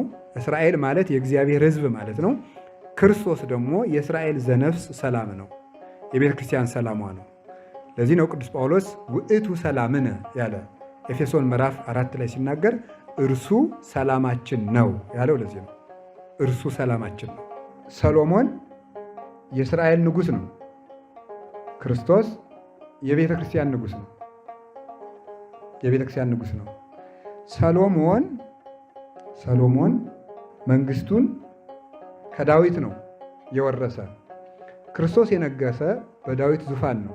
ወይዎ እግዚአብሔር መንበረ ዳዊት አቡሁ ብሎ መልአኩ ቅዱስ ገብርኤል ለእመቤታችን እንደነገረው እግዚአብሔር አምላክ የዳዊት የአባቱን ዙፋን ይሰጠዋል ብሏል። የዳዊት የአባቱ ዙፋን ያለው ዳዊት በትንቢት የተናገረለትን ዙፋን ክርስቶስ ገንዘብ ያደርጋል። በዳዊት ባህሪ፣ በዳዊት ሀገር፣ በዳዊት ትንቢት እንደማለት ነው። ስለዚህ ዳዊት መንበርከ እግዚኦ ለዓለመ ዓለም ብሎ መንበርህ ጌትነትህ የዘላለም ጌትነት ነው ብሎ መዝሙር 44 ላይ በተናገረለት በዚያ የነገሰ ነው። ያን ገንዘብ አድርጎ የሚገለጥ ነው ማለት ነው። በመስቀል የነገሰው አርት ተሰራ ወነገስ፣ ወደ መስቀል አቅና ተከናወን በመስቀልም ላይ ንገስ ብሎ ቅዱስ ዳዊት እንደነገረለት በዚያ የነገሰ ነው። የምእመናንን ልቡናም መንበር አድርጎ የነገሰ ነው። ሰሎሞንና ክርስቶስ ሰላማዊ ክርስቶስ። ሰሎሞን ለመጀመሪያ ጊዜ ለእግዚአብሔር መቅደስ የሰራ ሰው ነው። ክርስቶስ ቤተ ክርስቲያንን የሰራት እሱ ነው፣ ያነጻት እሱ ነው። ሰሎሞን መቅደስ ሰርቷል፣ ክርስቶስ ደግሞ ቤተ ክርስቲያንን መስርቷል። በደሙ ነው የመሰረታት። ስለዚህ ክርስቶስ ሰሎሞን ይባላል ለቤተ ክርስቲያን። ሰሎሞን ከዳዊት ቀጥሎ ሲነግስ የገዛ መንበሩን የሰራው ራሱ ነው። የገዛ መንበሩን የሰራው ጌታችን ኢየሱስ ክርስቶስ እናቱን የሰራት እርሱ ነው። የፈጠራት እሱ ነው። በፈጠራት እናቱን አከናውኖ በንጽህና በቅድስና አከናውኖ ያዘጋጃት ራሱ ነው። ሰሎሞን ዙፋኑን የሰራው ለራሱ ነው። መጾረ ገብረ ለርሱ ንጉሥ ሰሎሞን። ሰሎሞን ለራሱ ዙፋን ሰራ ነው። ክርስቶስ ሰላማዊ ክርስቶስ ድንግል ማርያምን የፈጠራት ለራሱ እናትነት ብቻ ነው። ለራሱ ነው የፈጠራት። ከዚያ ውጭ ወደ እሷ በነገራችሁ ላይ ክርስቶስ አንበሳ ይባላል። ታውቃላችሁ አይደል? አንበሳ ይባላል። አንበሳ በሕይወት ዘመኗ የምትወልድ አንድ ብቻ ነው። ከዚያ ወዲያ አትወልድም። ወደ ባሏም አትመለስም። ኤጲፋኒዎስ ነው ይሄን የተናገረው። አንድ ብቻ ለምትወልደው። ክርስቶስም የአንበሳይቱ የድንግል ማርያም ልጅ ስለሆነ እናቱ ሌላ ወንድም አታውቅም፣ ሌላ ልጅም የላትም። እሷ አንበሳ ነው ተብሎ የተነገረለት አንዱ ከዚህ የተነሳ ነው። ስለዚህ ሰሎሞን ዙፋኑን የሰራው መኃልየ ምዕራፍ 3 ቁጥር 9 ላይ ለራሱ ነው። ክርስቶስ ድንግል ማርያምን የፈጠራት ለገዛ ማደሪያው ነው እንጂ ወደ እሷ የገባ ከቶ ማንም የለም። ለምን? የእስራኤል አምላክ እግዚአብሔር ኃያላን እሱ ገብቶባታል። በድንግልና እንድትኖር ያጠይቃል። ከሊባኖስ እንጨቶች ነው የሰራ የሚለው በሊባኖስ የወለዷት ሐናና ኢያቄም ናቸው። ምሰሶዎቹ የብር ናቸው የተባለ አያቶቿ ቅድመ አያቶቿ አብርሃም፣ ይስሐቅ፣ ያዕቆብ ናቸው የብር ምሰሶ የተባሉት። ስለምንድን ነው ሲባል ብር የጠራ እንደሆነ የእነ አብርሃም የእነ ይስሐቅ ሃይማኖታቸው ምግባራቸው የጠራ ነው። ከምሰሶው ላይ አልጋ እንደሚሰራ መሰረታቲሃ ውስተ አድባር ቅዱሳን በነቢያት በሐዋርያት በአብርሃም በይስሐቅ በያዕቆብ ሃይማኖትና ምግባር መሰረትነት እሷ ተሰርታለች። ምስማኩ ዘወርቅ የተባለ መደገፊያው የወርቅ የተባለ ግን የራሷ ሥጋ ነው። ወርቅ ከብር እንዲበልጥ መለኮትን የታቀፉ የእመቤታችን ክንዶች ከአብርሃም ከይስሐቅ ከያዕቆብ ሥጋ ይልቅ የጠሩ ናቸው። ለምን? ንጽሐ ሥጋን፣ ንጽሐ ነፍስን፣ ንጽሐ ልቡናን ገንዘብ ያደረጉ ናቸውና። ከዚህ የተነሳ የሰሎሞን ዙፋን ትባላለች። ውስጡ ንጡፍ በእብነ ሰምፔር የተባለው የድንግልናዋ ጽሬት ነው። አንድም ልቡናዋ ውስጥ የመላው ሁከት መንፈሳዊ ወይም ደግሞ ፍቅረ እግዚአብሔር ነው።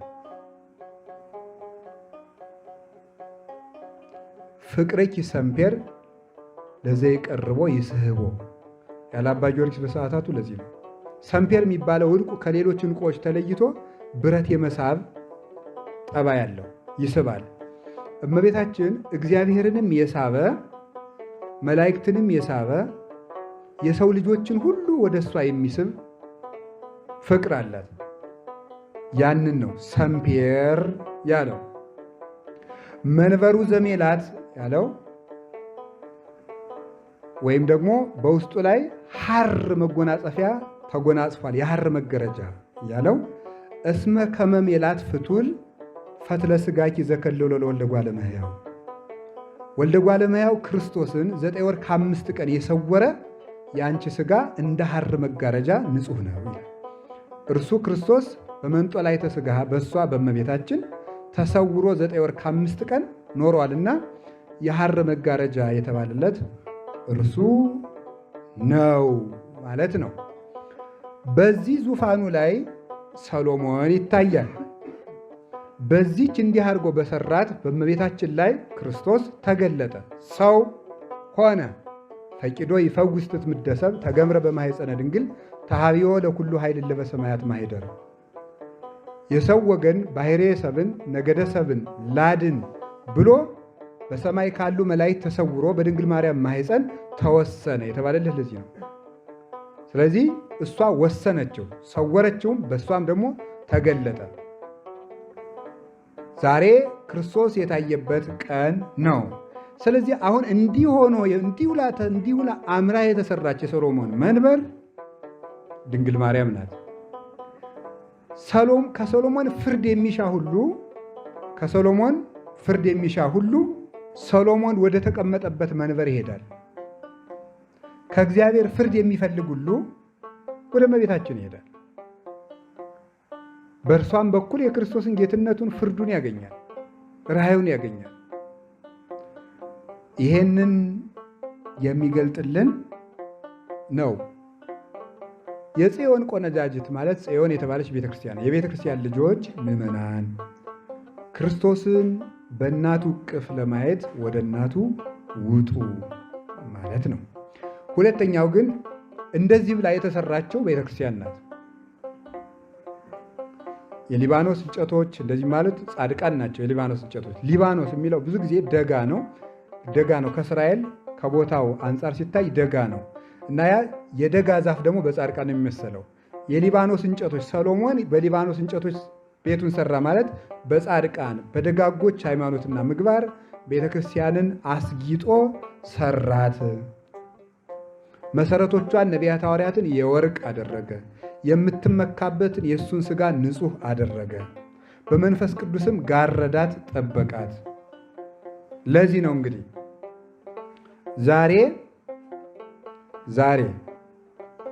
ዛሬ ቤተክርስቲያንን ሲናገር ቅዱስ ያሬድ ሲናገር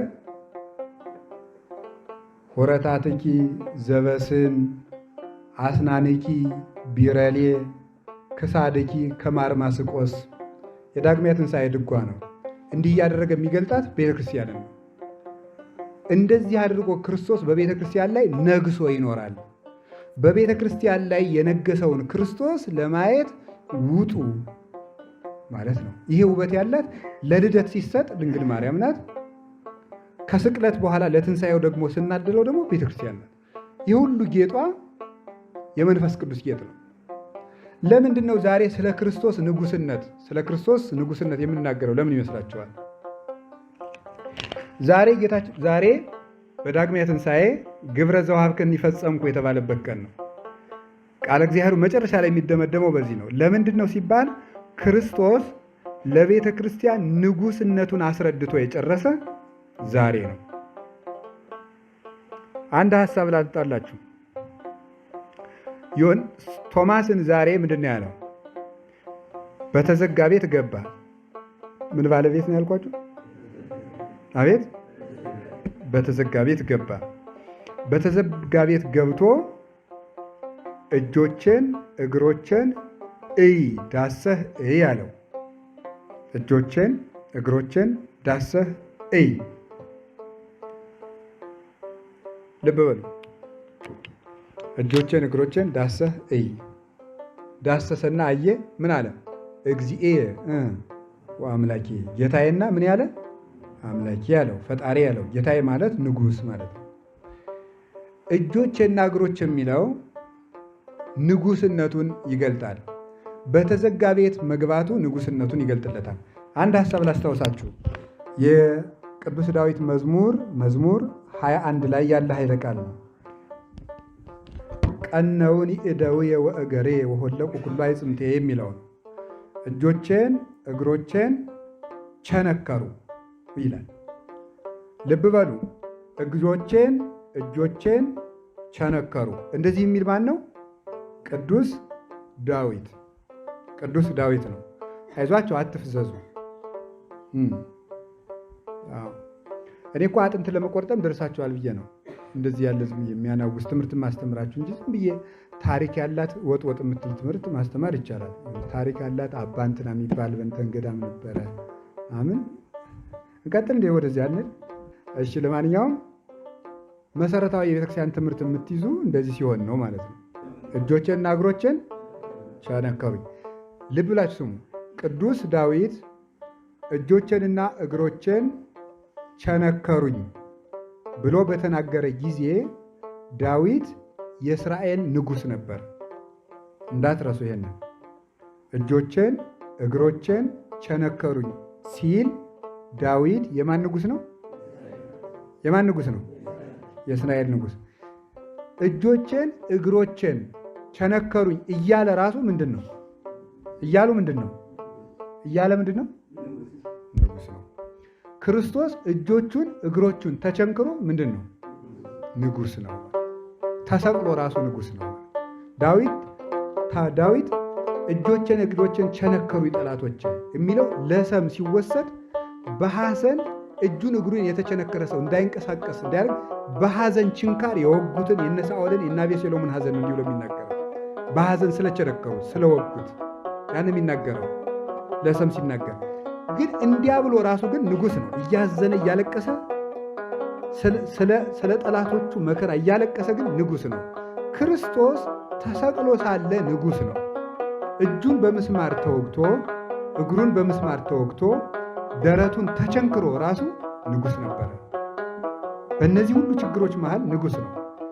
ንጉሥ ስለሆነም ነበረ ተደጋጋሚ እንዳይሆንባችሁ እንጂ ባለፈው እንደነገርኳችሁ በሰማይም በምድርም ምን አሳይቷል? ታምር አሳይቷል አይደል እንዴ? ምን ስለሆነ ነው? ያ ንጉሥ ስለሆነ። ባለፈው አስተማርኳችሁን ለመድገም ወይም ደግሞ በመዘንጋት አይደለም። ንጉሥ ስለሆነ ተሰቅሎ ሳለ ለዚህ ነው ባለፈውም ስነጋገርበት ነበር። መዊቶ ሃዮ ሙቶ ተነሳ። መዊቶ ሕያው ሙቶ ሳለ ራሱ ምንድን ነው? ሕያው ነው። ሙቶ ሳለ ራሱ ሕያው ነው። ሙቶም ንጉሥ ነው። እና ተመልከቱ፣ ንጉሥ ሆኖ ተቸነከርኩ ብሎ የተናገረ ብቸኛው ማን ነው? ዳዊት ነው። ተሰቅሎ እያለ ንጉሥ የሆነ ብቸኛው ማን ብቻ ነው? ክርስቶስ ብቻ ነው ማለት። ስለዚህ ተመልከቱ፣ በአመለተ ሕማሙ በሕማሙ ቀን ንጉሥ ሰሎሞንን ልታዩት ኑ ነው። አመለተ ስቅለቱ በተሰቀለበት ቀን ልታዩት ኑ ነው። ሰሎሞን መቼ ነው የተሰቀለ? አዶንያስ ነው አይደለም? አዶንያስ የሚባል የዳዊት ልጅ አለ። የሰሎሞን ታላቁ ነው። ስለዚህ ምን አለ? አዶንያስ ሰሎሞንን ዳዊት እንደሚወደው ስለሚያውቅ ሰሎሞንን እኔ ገድዬ አጥፍቼ እነግሳለሁ አለ። ሰሎሞንን አጥፍቼ ገድዬ እኔ እነግሳለሁ አለ።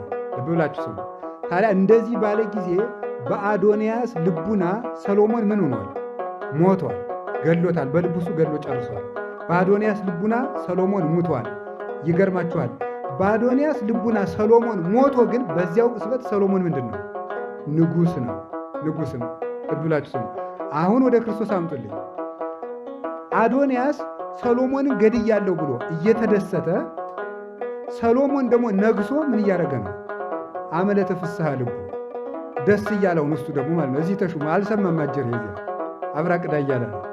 ሰሎሞን እዚህ እንደተሾመ አልሰማም። አዶንያስ ግን በልቡ ሰሎሞንን ገሎ ጨርሷል። ይሁ እንግዲህ በአይሁድ ልብ ክርስቶስ ምን ሆኗል? በሉ ንገር እንጂ ሞቷል። በቃ ተገላገል ነው ይህን ሰው ብለው ጨርሰዋል። በዚያ ቀን ግን ክርስቶስ ራሱ ምን ብሎ ነው የዋለ? ነግሶ ነው የዋለ። ዮሐንስ ወንጌል ምዕራፍ 17 ላይ ለዚህ ነው አባ በጽሐ ከመ ትሰብሖ ለወልድከ፣ ልጅህን ታከብረው ዘንድ ጊዜው ምን አላለ? ደረሰ አለ። ሲሰቀል እንዴት ይከብራል? አንድ ሰው ሲሰቀል ራቁቱን ሲሆን ምራቅ ሲተፋበት ይዋረዳል ወይስ ይከብራል? በአይሁድ ልብ ተዋርዷል። በአዶንያስ ልብ ሰሎሞን ተዋርዶ በኢየሩሳሌም ግን ነግሶ እንደኋለ በአይሁድ ልብ ክርስቶስ ተዋርዷል። ምራቅ ተፍተውበታል፣ ንቀውታል፣ አያውቅም። በጥፊ መታውት፣ ግን የመታውን ሰው እንኳን አይለይም። ጨርቃ ለጉሰው ተሳልቀውበታል፣ ከዘራ ስዘውታል፣ ከለሜዳ አልብሰው ቀልደውበታል፣ መሬት ለመሬት ጎትተውታል፣ በእግራቸው ረግጠውታል። በእነሱ ልብ አቅም የለውም። ግን በኢየሩሳሌም ንጉሥ ነው ማለት ለቤተ ክርስቲያን ግን ንጉሷል። ክርስቶስ ንጉሷል። ክርስቶስ አምላኬ አምላኬ ለምን ተውከኝ እያለ እያዘነ እየደማ እየተሰቃየ ፊቱ ደም ለብሶ ያዩታል። በአዶንያስ ልብ በሉ። በአዶንያስ ልብ ስትገለብጡት በማን ልብ ማለት ነው? በአይሁድ ልብ ነው። በዚህ ዕለት ግን የእሱ አመለተ መራሁ ነው። የሰርጉ ቀን ነው። ሰሎሞንን በሰርጉ ቀን ይዩት፣ ክርስቶስን የት ይዩት ነው? ከቤተ ክርስቲያን ጋር በተሞሸረበት ቀን እዩት ማለት ነው። ከቤተ ክርስቲያን ጋር በተሞሸረበት ቀን። ትናንትና እዚያ እናቶች ገዳም መጥቼ ስነግራችሁ ነበረ። አዳም ሙሽራው ሔዋንን ከየት አስገኘ ነው ያለው? መልሱ እንጂ እናንተ ተምራችሁ የአንድ ቀን ደቀ መዝሙር ልትሆኑ ነው። ከየት ነው ያስገኘ? ከጎኑ ነው። ከጎኑ ነው። ክርስቶስ ደግሞ ሙሽራው ቤተ ክርስቲያንን ከየት ነው የመሰረታል? ከጎኑ በፈሰሰ ደም ማለት ነው። ስለዚህ አመለተ መራሁ ማለት ከቤተ ክርስቲያን በተሞሸረበት ቀን ክርስቶስን ልታዩት ውጡ ማለት ነው። አመለተ ፍስሐ ልቡ ክርስቶስ እያዘነ እየተከዘ ታይቶ ግን እንዴት ነው የደስታው ቀን የሚባለው? ይህን ቅዱስ ጳውሎስ ዕብራውያን መልእክት ላይ ሲናገር ወመነና ለኀፍረት በእንተ ፍስሐው ዘጽኑ ሎቱ ብሎታል። ተዘጋጅቶለት ስላለው በፊቱ ስላለው ደስታ ኀፍረተ መስቀልን ንቆ ተሰቀለ ይላል። የክርስቶስ ደስታው ምንድን ነው በሉ? የሰው ምን ማለት ነው? መዳን ነው። ከተቸነከሩት ችንካሮች ይልቅ ያሙት የነበረው እኛ የታሰርንበት የእሳት ዛንጀርና የመርገም ማሰሪያ ነበረ።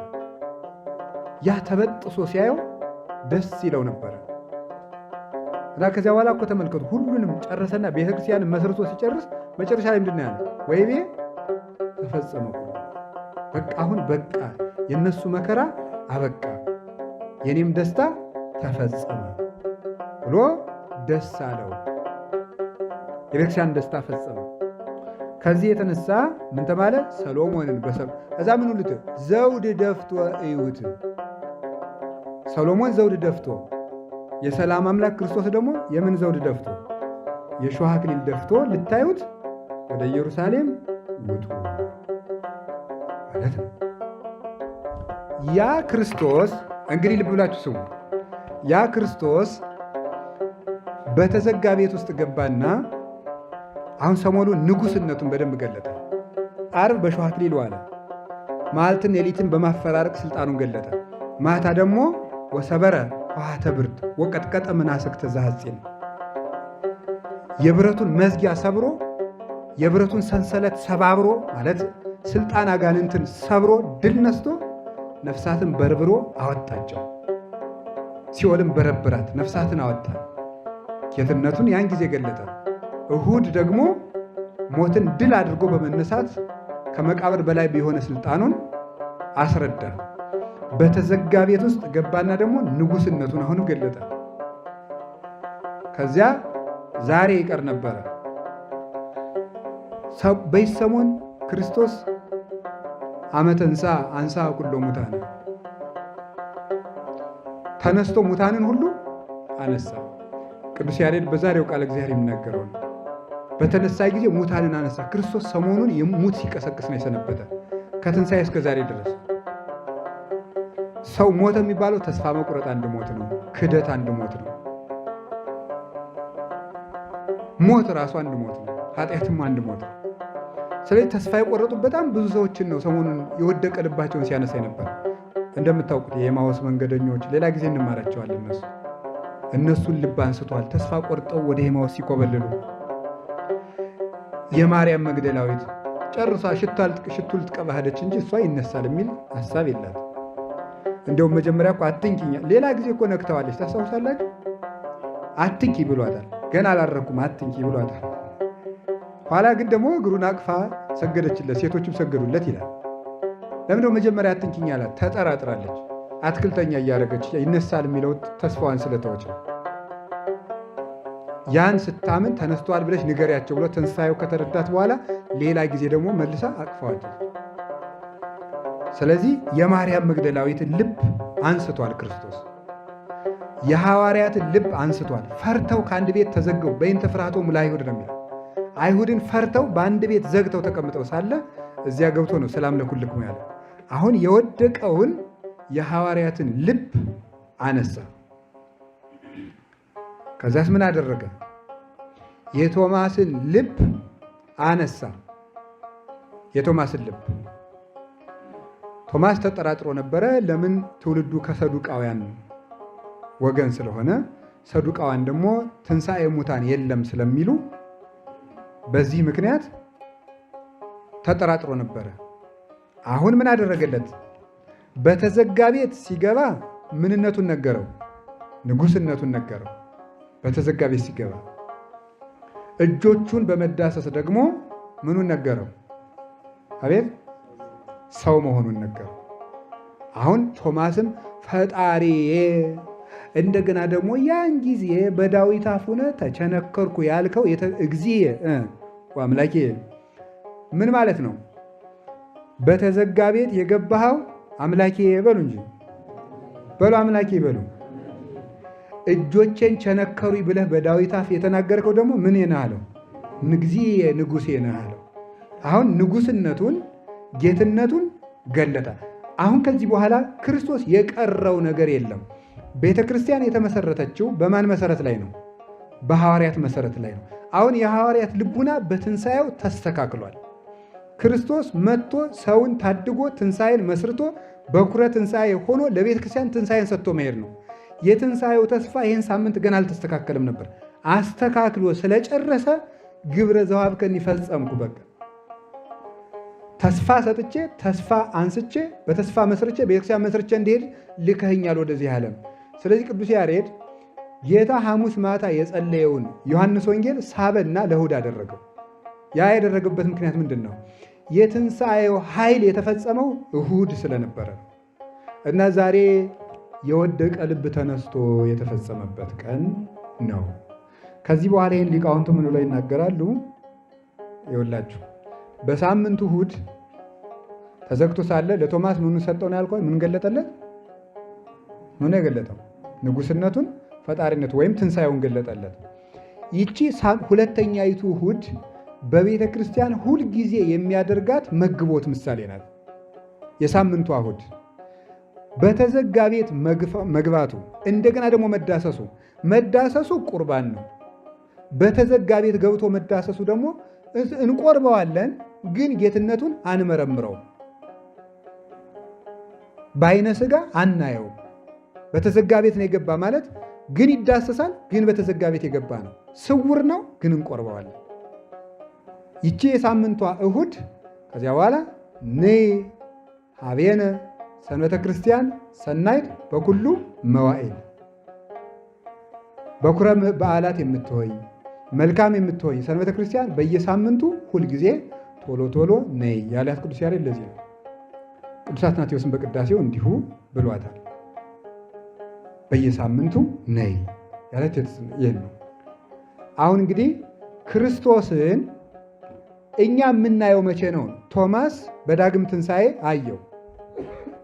እኛ የምናየው መቼ ነው ስትል ስንቆርብ በሉ ሁላችሁም በሉ እንጂ ማን እናየዋለን? ስለዚህ ሁልጊዜ ክርስቶስን እናየዋለን። በየት? በቤተ ክርስቲያን እናየዋለን። ቶማስ መዳሰሱ የቅዳሴ ምሳሌ ነው። በተዘጋ ቤት መግባቱ ደግሞ እየቀደሱት እየፈተቱት ግን ባህሪው አለመመርመሩ ምስጢረ ቁርባን ያለመታወቁም ምሳሌ ነው ማለት ነው። እንግዲህ የጽዮን ቆነጃጅት ማለት የቤተ ክርስቲያን ልጆች ምዕመናን ክርስቶስን ለማየት ወደ ቅዱስ ሥጋው ወደ ክቡር ደሙ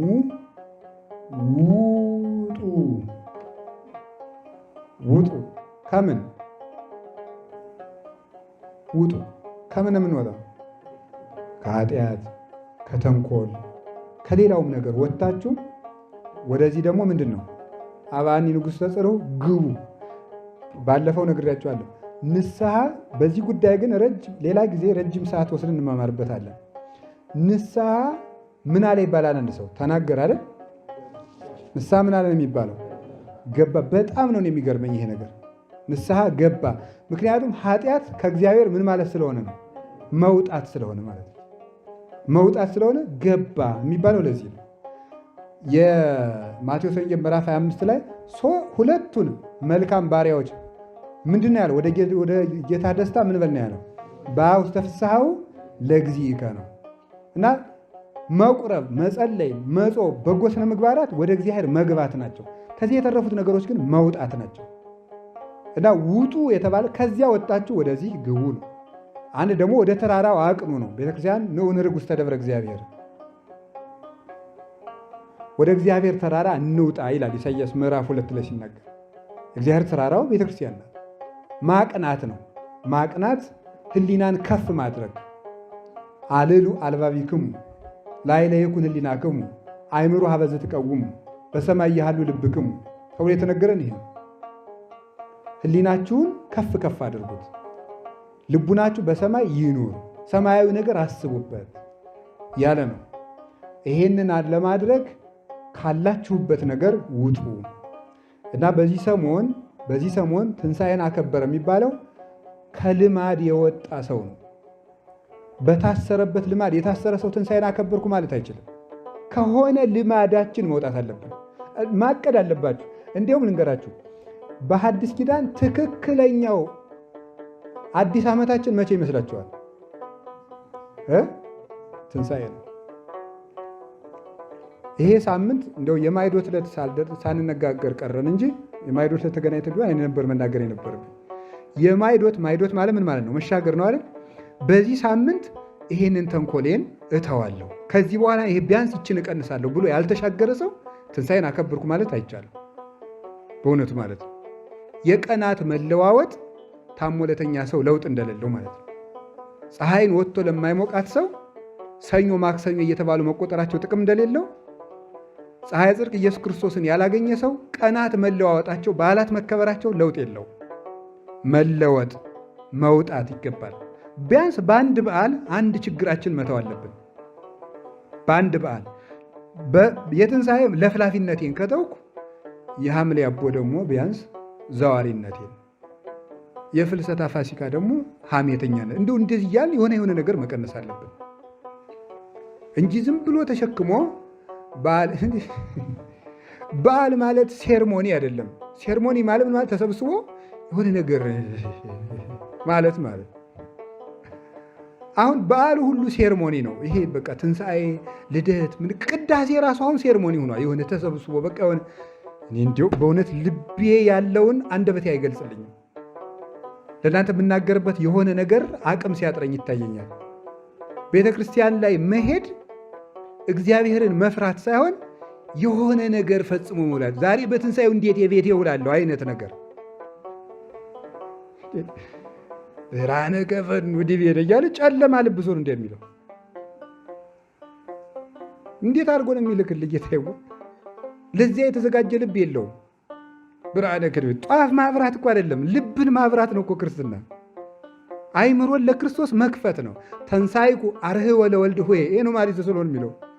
ለልጅ ወንድሜ ልከፍትለት ተነሳሁ። እስኪ በሉ ለልጅ ወንድሜ በሉ ልከፍትለት ተነሳሁ በሉ።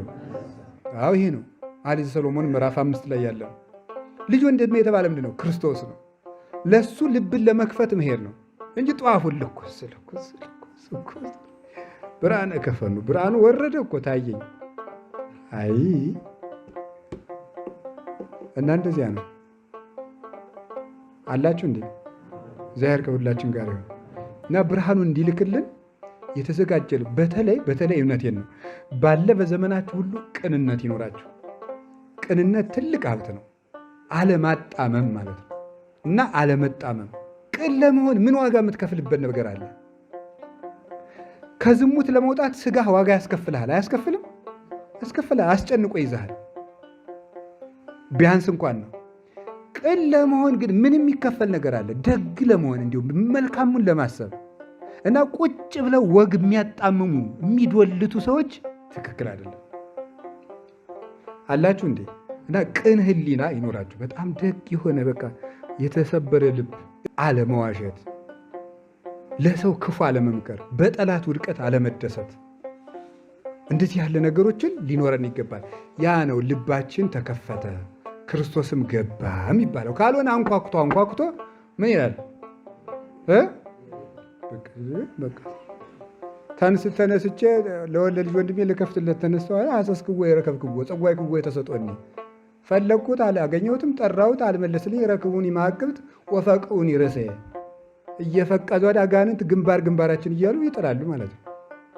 አማልኩክን አዋለደ ኢየሩሳሌም በኃይሎ በጽኑ ለግዳም። እባካችሁን ነፍስ የወደደችውን አይታችሁታል እያሉ መባከል እና መጀመሪያ መክፈት አይሻልም? መክፈት ክርስቶስን በትንሣኤው የምታየው ማየት ከፈለጋችሁ ይኸውላችሁ፣ ሰሎሞንን ለማየት ውጡ አላልኳችሁም እንዴ? ሰሎሞን ማን ነው? ክርስቶስ ነው።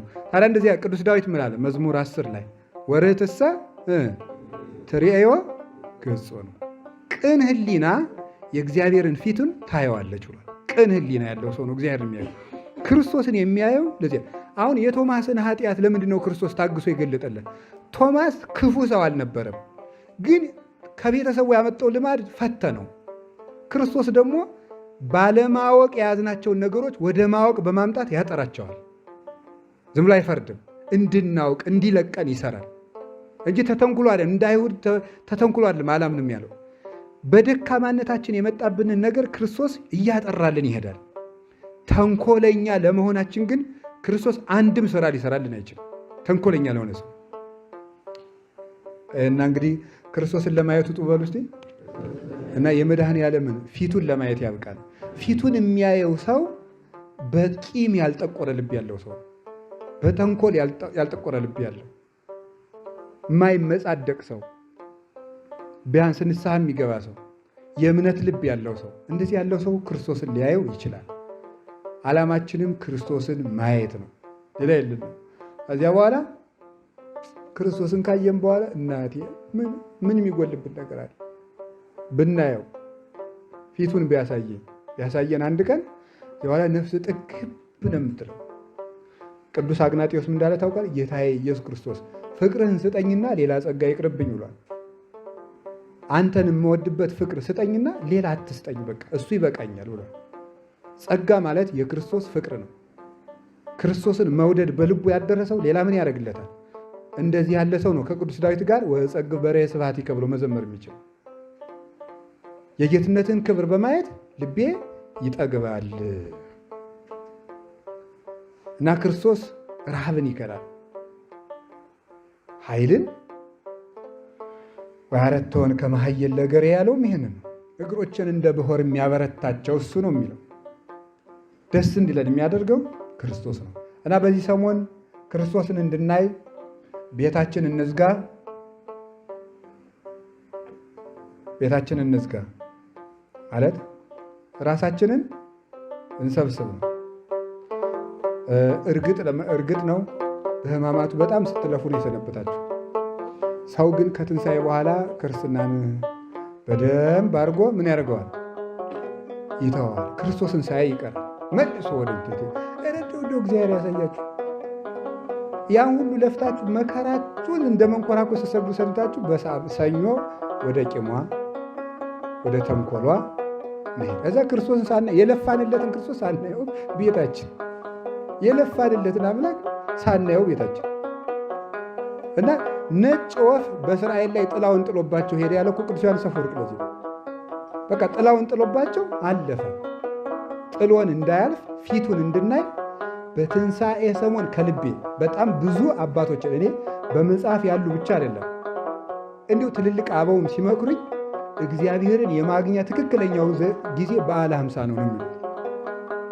በበዓለ ሃምሳ ክርስቶስን በደንብ መፈለግ አለባችሁ። በደንብ እንዲሁም በአብይ ጾም ከምንጸልየው ጸሎት በተጨማሪ እንዲያውም ከተቻላችሁ አሁን እረፍት ስላለ በዓል ሲኖር 150 ዳዊት መዝለቅ፣ መፍቀዳችሁን መጠየቅ፣ ወደፊት እንድትሆኑ የምትፈልጉትን ነገር ማቅረብ። በበዓለ ሃምሳ የእግዚአብሔርን ፊት ያዩ በጣም ብዙ ቅዱሳን አባቶች አሉ። ያን እንድናይ ሴቶችም አዩት፣ ወንዶችም አዩት፣ ሁሉም አዩት። በዓለ ሃምሳ ላይ ክርስቶስን የሚፈልግ ሰው በተለየ ሁኔታ ጥያቄውን ይመልስለታል። በተለየ ሁኔታ ይሄ የትንሣኤ ተስፋ ነው ቤተክርስቲያንን አጽንቶ የሚያኖራት እላችኋለሁ። ያስተማረን እግዚአብሔር ስሙ የተመሰገነ ይሁን። የእኛንም ልቡና ያንሳልን። መድኃኔዓለም እንደው ልቡናችን አንጽቶ ፊቱን ለማየት ያብቃል። ይቆየን። ወስብሐት ለእግዚአብሔር።